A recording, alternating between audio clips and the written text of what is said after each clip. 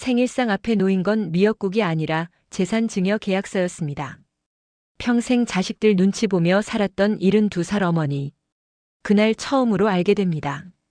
자식들에게 자신이 사람이 아니라 돈이었다는 사실을요. 어머님, 사인만 하시면 돼요. 며느리의 그 한마디에 집안 공기가 완전히 얼어붙었습니다. 하지만 아무도 몰랐죠. 그날 밤 어머니가 조용히 반격을 시작했다는 걸.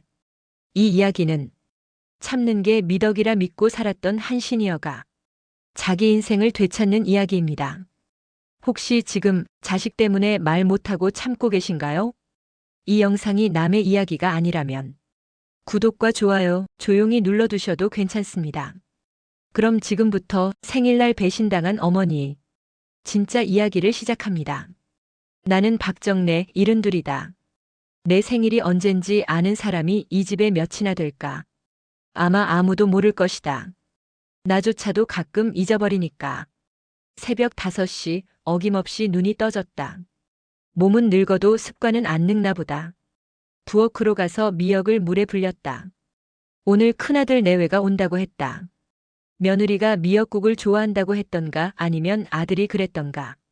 이젠 기억도 가물가물하다. 미역을 썰면서 문득 생각했다. 내 생일에 내가 미역국을 끓이고 있다는 게 우습더라. 남편 살아있을 땐 여편 내 생일이 무슨 대수냐. 는 소리를 들었고 남편 떠나고 나선 어머니는 그냥 집에 계세요. 라는 말에 익숙해졌으니까. 사실 나는 이 집에서 가장 투명한 사람이다. 있어도 없는 것처럼 말해도 들리지 않는 것처럼 살아왔다. 그게 노년의 미덕이라고 배웠고 나도 그렇게 믿었으니까. 아침 7시 큰아들 내외가 도착했다. 며느리 수연은 현관문을 열자마자 인상부터 찌푸렸다. 어머님, 또 이상한 냄새 나요. 환기 좀 시켜놔야죠. 나는 새벽부터 창문을 다 열어뒀는데도 그런 소리를 들었다. 대답 대신 고개만 끄덕였다. 아들은 거실 소파에 털썩 앉더니 휴대폰만 들여다봤다. 나한텐 눈도 안 마주치더라. 언제부턴가 우리 아들은 나를 안 보게 됐다. 정확히는 보려고 하지 않게 됐다. 어머니, 국 끓였어요? 수연이 부엌을 들여다보며 물었다. 응, 미역국. 오늘 저희 생일 아니에요. 왜 미역국을? 그제야 나는 깨달았다. 오늘이 내 생일이라는 걸. 며느리는 몰랐겠지. 알아도 신경 안 썼을 것이고. 그냥 해놨어. 나는 그렇게 얼버무렸다. 내 생일이라고 말할 용기가 없었다. 괜히 말했다가 노인이 생일은 무슨? 이라는 말 들을까봐. 상을 차리면서 수연의 말이 계속 들렸다. 요즘 노인연금 얼마나 나와요? 그리고 어머님 통장 비밀번호 바꾸셨어요? 생활비 좀 보내드리려고 했는데. 생활비를 보내준다는 말은 거짓말이었다. 나도 안다. 이미 2달 전부터 수연이 내 통장에서 돈을 빼가고 있다는 걸. 은행에서 문자가 올 때마다 가슴이 철렁했지만 나는 모른 척했다. 자식한테 짐이 되고 싶지 않아서. 그게 나 같은 노인이 할 수 있는 마지막 도리라고 생각했으니까. 점심상을 차렸다. 며느리는 숟가락질도 제대로 안 하고 휴대폰만 봤다. 아들도 마찬가지고. 나는 혼자 밥을 먹었다. 마치 혼자 있는 것처럼. 어머니, 근데 요양원 생각은 없으세요? 수연이 불쑥 물었다. 아니, 어머니 혼자 계시면 위험하잖아요. 요즘 좋은 데 많던데요.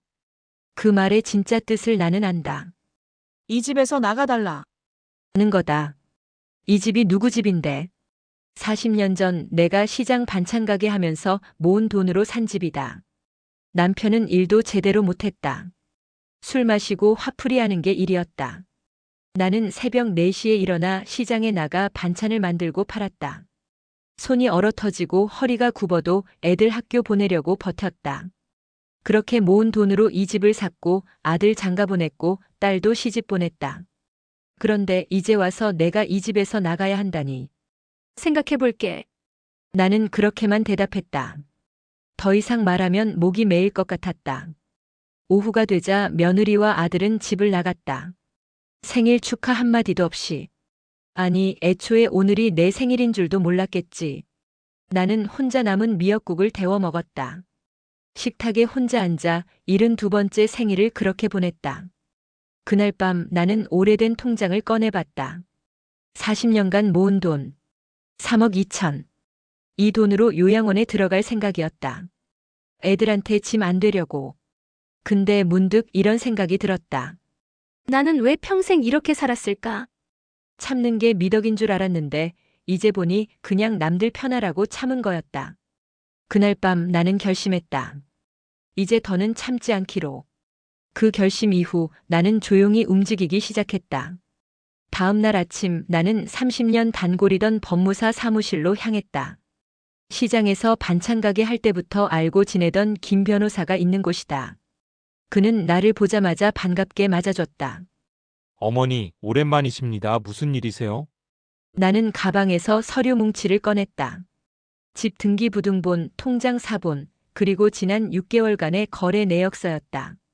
김 변호사는 서류를 훑어보더니 고개를 들었다. 이게 며느리분이 인출하신 겁니까? 맞아. 총 8천만 원. 생활비 명목으로 조금씩 빼간 돈이었다. 처음엔 50만 원, 그 다음엔 100만 원, 최근엔 한 번에 500만 원씩. 나는 알면서도 모른 척했다. 자식들한테 짐이 되기 싫었다. 어머니, 이건 명백한 재산 침해입니다. 고소하셔야 합니다. 고소는 하지 않을 거야. 그냥 더 이상 못 건드리게만 해주면 돼. 김 변호사는 한참을 나를 바라보더니 고개를 끄덕였다. 그는 재산 신탁과 요양원 선입소 계약을 권했다. 집과 통장을 모두 신탁 처리하면 누구도 함부로 손댈 수 없다는 것이다. 대신 어머니께서도 마음대로 처분하실 순 없습니다. 매달 생활비만 나오는 구조입니다. 그게 더 나아. 어차피 쓸 일도 별로 없어. 서류 작업은 일주일이 걸렸다. 그동안 나는 집에서 평소처럼 지냈다. 아무것도 모르는 척하면서 조용히 내 것들을 정리했다. 며느리 수연은 그 일주일 동안 3번이나 집에 왔다. 올 때마다 통장 얘기를 꺼냈다. 어머님, 요즘 물가가 얼마나 올랐는지 아세요? 저희도 살기 힘들어요. 나는 대답하지 않았다. 그냥 고개만 끄덕였다. 수연은 내 침묵을 동의로 받아들였는지 점점 더 노골적으로 굴었다. 다음 주에 통장이랑 도장 좀 맡아놓을게요. 어머니 혼자 계시면 잃어버리실 수도 있으니까요. 그 말을 들으면서 나는 확신했다. 이 사람은 나를 사람이 아니라 자산으로 보고 있다는 것을. 일주일 후 모든 서류 작업이 끝났다. 김 변호사가 전화를 걸어왔다. 어머니, 다 처리됐습니다. 이제 아무도 어머니 재산에 손댈 수 없습니다. 고맙다. 나는 전화를 끊고 가방을 챙겼다. 요양원 입소는 다음 주로 잡혀 있었다. 바다가 보이는 곳이라고 했다. 평생 바다 한 번 제대로 못 본 내가 이제야 바다를 볼 수 있게 됐다. 그날 저녁 수연에게서 전화가 왔다. 어머님, 내일 집에 갈게요. 통장이랑 도장 좀 주세요. 내일은 안 된다. 네. 왜요? 바쁘다. 어머니가 무슨 바쁜 일이? 나는 전화를 끊었다. 평생 처음으로 며느리 말을 거절한 순간이었다. 다음 날 나는 은행에 들렀다. 통장 정리를 위해서였다. 창구 직원이 내 통장을 확인하더니 놀란 표정을 지었다. 어머님, 이 통장 신탁 처리되어 있네요. 더 이상 입출금이 안 됩니다. 알아, 내가 한 거야. 아, 그렇군요. 그럼 새 통장으로 생활비가 매달 자동으로 들어올 겁니다. 나는 새 통장을 받아들고 은행을 나섰다. 햇살이 따뜻했다. 오랜만에 느끼는 평온함이었다.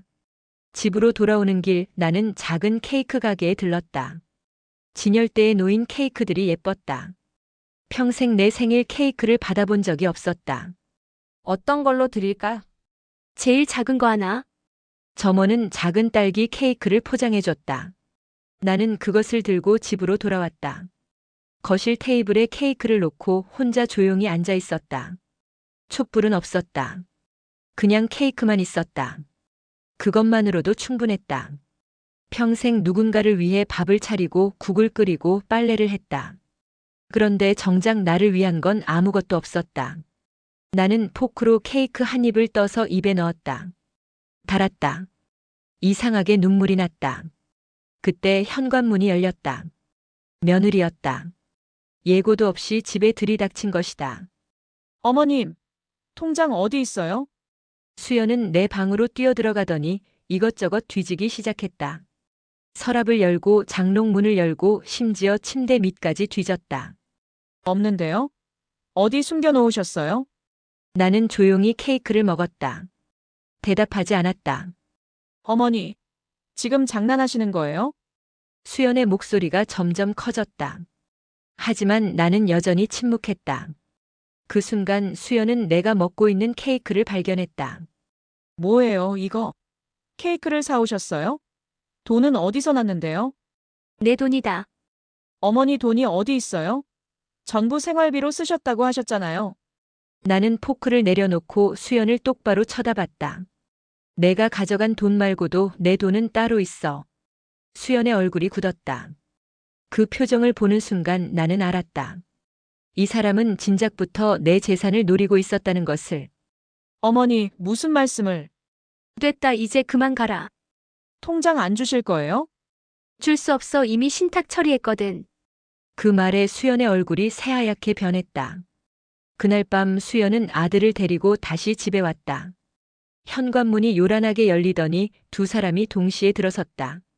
아들의 얼굴은 일그러져 있었다. 엄마, 이게 무슨 짓이야? 아들이 소리를 질렀다. 나는 거실 소파에 앉아 조용히 차를 마시고 있었다. 무슨 짓? 통장을 신탁 처리했다면서? 집도? 우리한테 한마디 상의도 없이? 나는 찻잔을 내려놓고 아들을 쳐다봤다. 40년 전 내 배를 차고 나온 이 사람. 새벽부터 밤까지 일해서 대학 보낸 이 사람. 그런데 지금 내 앞에 서 있는 건 낯선 누군가였다. 상의. 내 통장 쓸 때 나한테 상의했어. 그게 무슨 소리야? 생활비 쓴 거잖아. 8천만 원이 생활비야. 아들의 입이 다물어졌다. 옆에 서 있던 수연이 끼어들었다. 어머니, 저희가 쓴 돈은 나중에 다 갚으려고 했어요. 지금 당장 사업 자금이 필요해서. 사업? 무슨 사업? 그건 나중에 말씀드리려고 했는데. 나는 피식 웃음이 나왔다. 사업이라니. 이 사람들은 내 돈으로 무슨 사업을 하려고 했던 걸까? 아니, 애초에 사업이라는 게 진짜 있긴 한 걸까? 됐어, 이제 그런 거 신경 안 써도 돼. 내 돈은 내가 알아서 쓸 테니까. 엄마, 지금 농담하는 거야? 그 돈 다 우리 돈이야. 엄마가 벌었어도 결국 우리 가족 돈이라고. 그 말을 듣는 순간 뭔가 끊어지는 소리가 들렸다.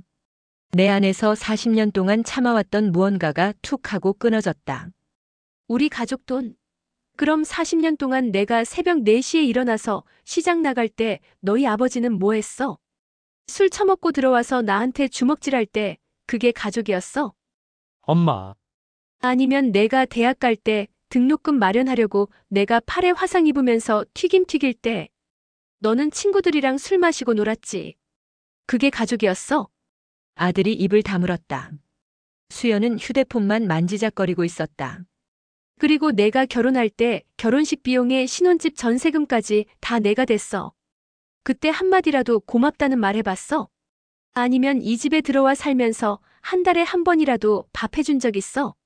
나는 40년 동안 삼켰던 말들을 쏟아냈다. 목소리는 떨렸지만 멈추지 않았다. 수연이, 너는 또 뭐야? 시어머니 생일에 와서 미역국 보고 왜 끓였냐고 물어본 적 있지? 그날이 내 생일인 줄도 몰랐잖아. 아니, 알았어도 신경 안 썼겠지. 수연의 얼굴이 붉어졌다. 어머니, 그건. 그리고 요양원 보내자는 소리. 그거 내 걱정해서 한 말이야? 아니면 이 집에서 나 좀 나가달라는 소리였어? 이 집 누가 산 집인데?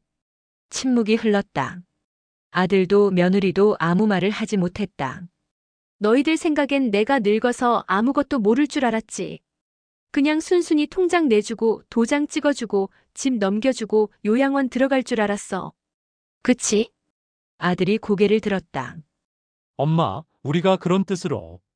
됐어, 변명은 듣기 싫어. 나는 소파에서 일어났다. 갑자기 온몸이 가벼워진 느낌이었다. 40년 동안 짊어지고 살았던 짐을 내려놓은 기분이었다. 다음 주에 요양원 들어가 바다 보이는 곳이라던데 평생 바다 한 번 제대로 못 봤으니까 이제 좀 보려고. 엄마, 요양원은 무슨 그럼 이 집은? 신탁 처리했다고 했잖아. 내가 살아있는 동안은 내가 쓰고 내가 죽으면 법대로 처리될 거야. 그게 무슨 소리야? 우리는 나는 아들을 똑바로 쳐다봤다. 너희는 니네들이 알아서 살아나도 이제 내 인생 살 거야. 수연이 갑자기 소리를 질렀다. 어머니, 이게 말이 돼요? 자식한테 이럴 수가 있어요? 자식한테. 너희가 나한테 한 게 뭔데? 저희가 얼마나 어머니 모시려고 애썼는데요. 나는 웃음이 나왔다. 진짜로 웃음이 나왔다. 모시려고 애썼다고? 내 통장에서 돈 빼간 게 뭐신 거야? 생일에 와서 통장 달라고 한 게 뭐신 거야? 수연이 할 말을 잃었다. 이제 그만 나가 열쇠도 두고 가. 더 이상 여기 들어올 일 없을 테니까. 엄마, 아들이 소리쳤지만 나는 방으로 들어가 문을 닫았다. 밖에서 두 사람이 뭐라고 떠드는 소리가 들렸다. 하지만 곧 현관문이 닫히는 소리가 들렸다. 나는 침대에 앉아서 창밖을 바라봤다. 달이 밝았다. 40년 만에 처음으로 내 목소리로 내 말을 했다. 가슴이 두근거렸다. 무서웠지만 동시에 후련했다. 다음 날 새벽 나는 짐을 쌌다. 많지 않았다. 옷 몇 벌, 사진 몇 장, 그리고 40년 동안 써온 낡은 수첩 한 권. 그게 전부였다. 오전 10시 요양원에서 차가 왔다. 젊은 남자 직원이 웃으며 내 짐을 들어줬다. 어머님, 저희 요양원 정말 좋아요. 바다도 보이고 음식도 맛있어요. 그래? 네, 금방 적응하실 거예요. 차를 타고 가면서 나는 창밖을 봤다. 40년 동안 살았던 집이 점점 멀어졌다. 그 집에서의 기억들도 함께 멀어지는 것 같았다. 1시간쯤 달렸을까? 차창 너머로 바다가 보이기 시작했다. 푸른 바다. 햇빛에 반짝이는 파도. 나는 평생 처음으로 진짜 내 선택으로 내가 가고 싶은 곳으로 가고 있었다. 요양원에 도착했다. 건물은 생각보다 깨끗했고 직원들은 친절했다. 내 방은 3층이었다. 창문을 열자 바다가 보였다. 어머님, 식사 시간은 12시예요? 천천히 쉬시다가 내려오세요. 직원이 나가고 나는 혼자 남았다. 방 안을 둘러봤다. 작지만 깨끗한 침대, 옷장, 책상. 그리고 창문 너머로 보이는 바다. 나는 창가에 앉아서 바다를 봤다. 파도가 밀려왔다가 밀려갔다. 계속해서 쉬지 않고. 그때 문득 깨달았다. 나도 파도처럼 살 수 있었구나. 밀려왔다가 밀려가는 게 아니라 내가 원하는 대로 움직일 수 있었구나. 40년이 걸렸지만 이제야 알았다. 요양원 생활은 예상보다 평화로웠다. 아침 6시에 일어나면 식당에서 아침 식사가 준비되어 있었다. 내가 만들지 않아도 누군가 차려준 밥을 먹는다는 게 이상했다. 처음 며칠은 손이 먼저 움직였다. 설거지를 하려고 일어서면 직원들이 말렸다. 어머님, 그냥 앉아 계세요. 저희가 할게요. 그 말을 듣는데 자꾸만 눈물이 났다. 평생 누군가를 챙기기만 했는데 이제는 내가 챙김을 받는 사람이 됐다. 일주일쯤 지났을 때 같은 층에 사는 박순자 할머니가 말을 걸어왔다. 나보다 2살 많은 74이었다. 새로 오셨어요? 혼자 오셨나 봐요. 네, 혼자요. 자식들은요? 있긴 한데 연락 안 해요. 순자 할머니는 고개를 끄덕였다. 더 이상 묻지 않았다.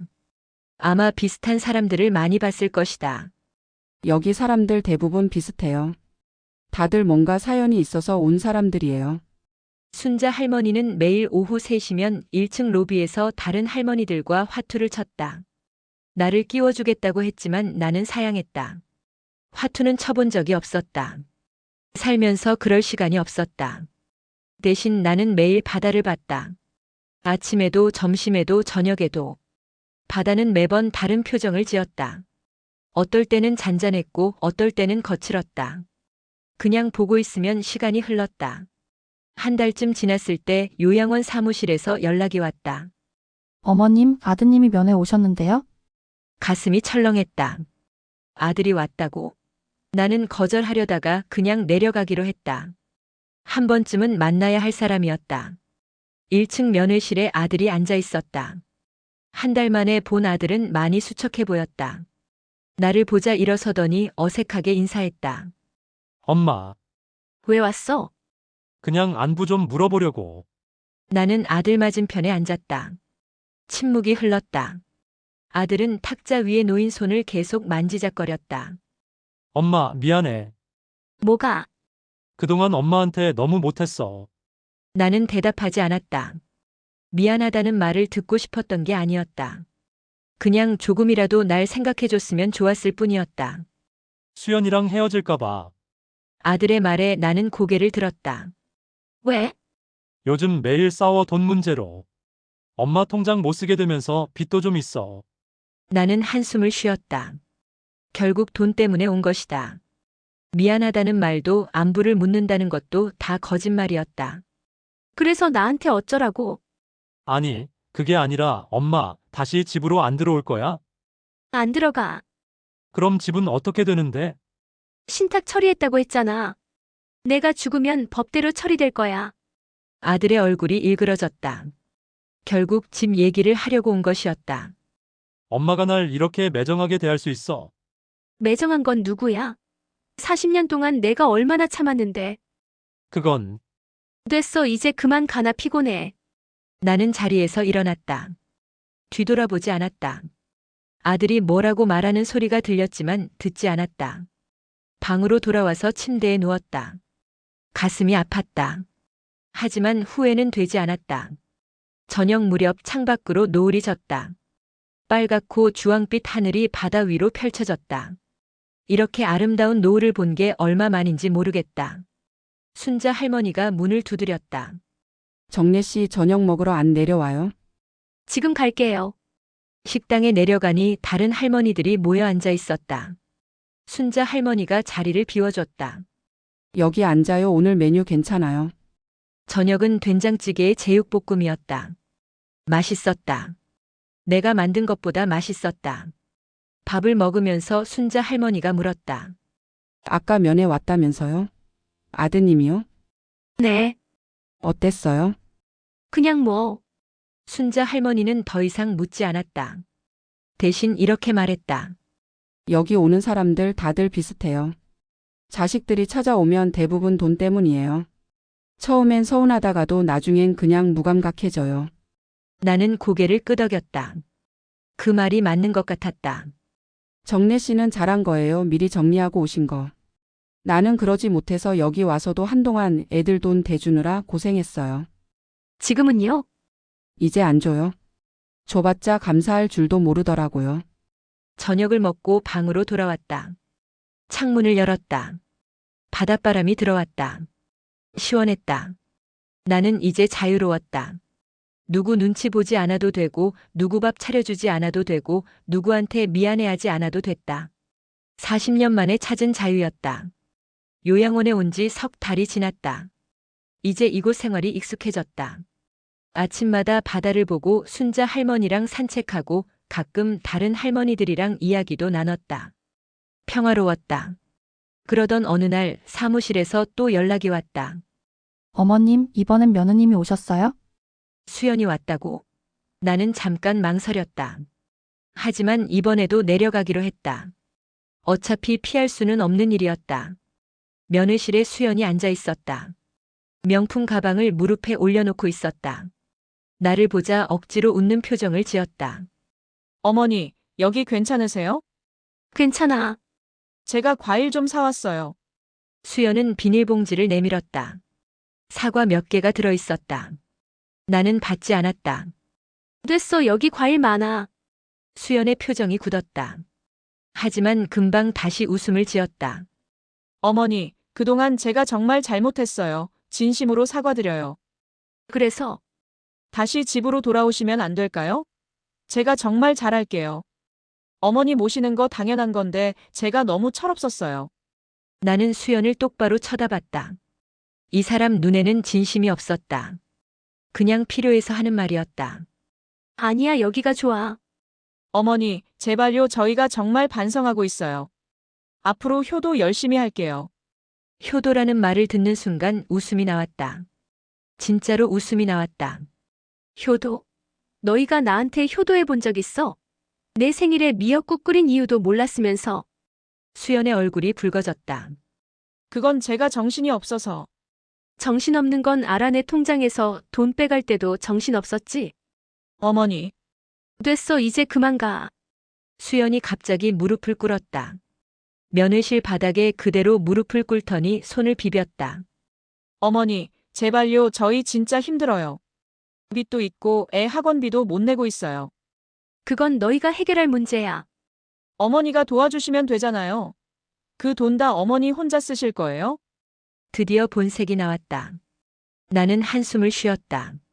그래, 혼자 쓸 거야. 40년 동안 모은 내 돈이니까. 어머니, 그건 너무한 거 아니에요? 저희도 가족인데. 가족? 너희가 날 가족으로 봤어? 수연이 할 말을 잃었다. 나는 자리에서 일어났다. 이제 다시는 오지 마. 나 만나고 싶으면 진짜로 안부 궁금해서 올 때만 와. 돈 때문에 오지 말고. 어머니, 수연이 소리쳤지만 나는 돌아보지 않았다. 복도를 걸어 엘리베이터를 탔다. 3층으로 올라가는 동안 가슴이 두근거렸다. 방에 돌아와서 창문을 열었다. 바람이 들어왔다. 심호흡을 했다. 그날 저녁 순자 할머니가 또 찾아왔다. 오늘도 면회 왔다면서요? 내 며느리가 어땠어요? 똑같아요. 돈 달라고. 순자 할머니는 쓴웃음을 지었다. 그럴 줄 알았어요. 저희 딸도 그랬어요. 처음엔 효도한다고 난리치더니 결국 돈 얘기더라고요. 어떻게 하셨어요? 끊었죠 뭐.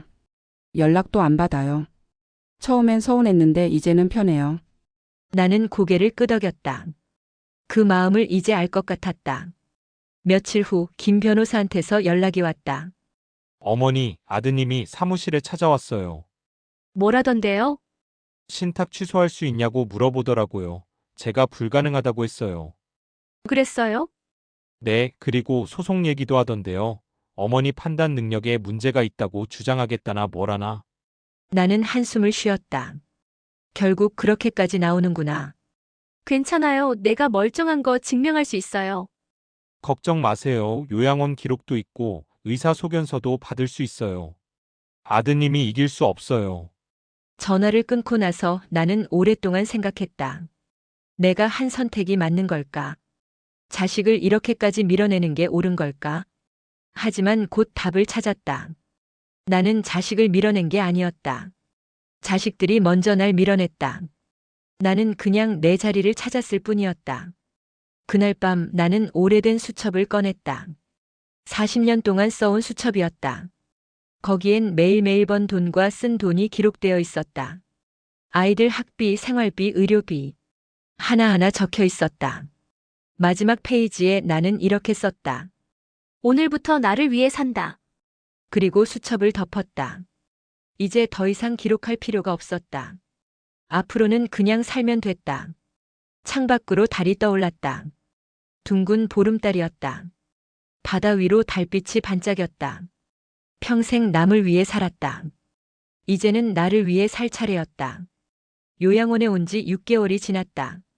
계절이 바뀌어 이제 봄이었다. 요양원 정원에 꽃들이 피기 시작했다.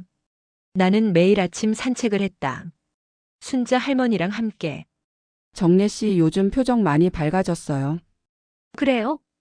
처음 왔을 때랑 완전 달라요. 그때는 얼굴이 너무 어두웠어요. 나는 웃었다. 맞는 말이었다. 처음 이곳에 왔을 때는 마음이 무거웠다. 자식들한테 미안하고 내가 너무 이기적인 건 아닌가 싶었다. 하지만 이제는 아니었다. 그날 오후 나는 혼자 바닷가로 나갔다. 요양원에서 걸어서 10분 거리였다. 모래를 밟으며 걸었다. 파도가 발을 적셨다. 평생 처음 맨발로 바다를 걸었다. 시원했다. 파도는 계속 밀려왔다가 밀려갔다. 쉬지 않고. 나처럼. 40년 동안 쉬지 않고 일했다. 새벽 4시에 일어나 시장에 나가고 밤늦게까지 설거지하고 빨래하고 청소했다. 한 번도 쉬지 않았다. 쉬면 안 된다고 생각했다. 하지만 이제는 달랐다. 나는 매일 쉬었다. 아침에 일어나서 바다를 보고 산책하고 낮잠 자고 또 바다를 봤다. 그게 전부였다. 그런데 이상하게 죄책감이 들지 않았다. 어느 날 저녁 순자 할머니가 찾아왔다. 정례 씨 내일 우리 요양원에서 바다 낚시 간대요. 같이 갈래요? 낚시요? 해본 적 없는데. 저도 없어요. 근데 재미있을 것 같아서요. 나는 고개를 끄덕였다. 해보지 못한 것들을 이제 해볼 차례였다. 다음 날 우리는 배를 타고 바다로 나갔다. 요양원 직원들이 함께였다. 할머니 5명이 배에 탔다. 처음 낚싯대를 잡아봤다. 무거웠다. 직원이 미끼를 꿰어줬다. 나는 바다에 줄을 던졌다. 1시간쯤 지났을까? 갑자기 낚싯대가 휘어졌다. 뭔가 잡혔다. 어머님, 당기세요? 나는 있는 힘껏 당겼다. 손이 아팠다. 하지만 멈추지 않았다. 계속 당겼다. 그리고 마침내 물고기가 올라왔다. 크진 않았지만 내가 잡은 첫 물고기였다.